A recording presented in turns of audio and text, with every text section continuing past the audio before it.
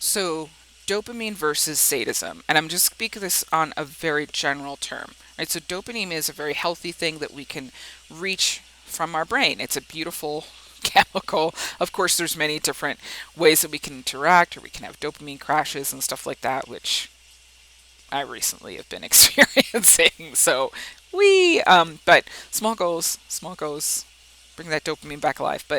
Um, but dopamine itself is something that really helps us. I can't speak on a clinical level. I'm not a clinician. I'm not a doctor. I'm not a neuroscientist, right? But just on a very, very base level, um, dopamine helps us. It's a healthy connection in our brain. Now the difference is, like I spoke about in the last video, right? So I'll go back to the same sides to not be confusing.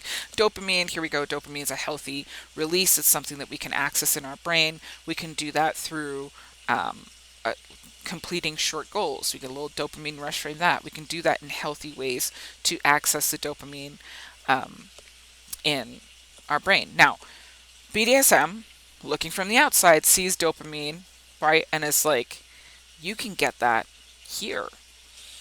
The confusion, here's the problem. Again, it's getting confused. It's like, you want to be happy? Come here, I'll make you happy. No. What's happening here is not the same. What's happening here is sadism and masochism. Okay, so this is why I said earlier in the other videos, supposed sexual arousal and stuff like that. People aren't really joyful when they experience sadism or masochism. That is a warped sense of reality. Again, BDSM trying to create dopamine, but it's not. It is hitting something else. And it is what it's hitting is the sadism and masochism, which is a trauma response.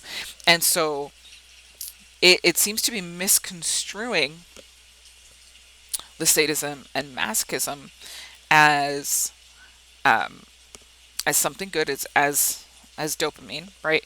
It's trying to chase that. It's trying to find the dopamine, but instead it's finding itself in a trauma loop that feels familiar, that can create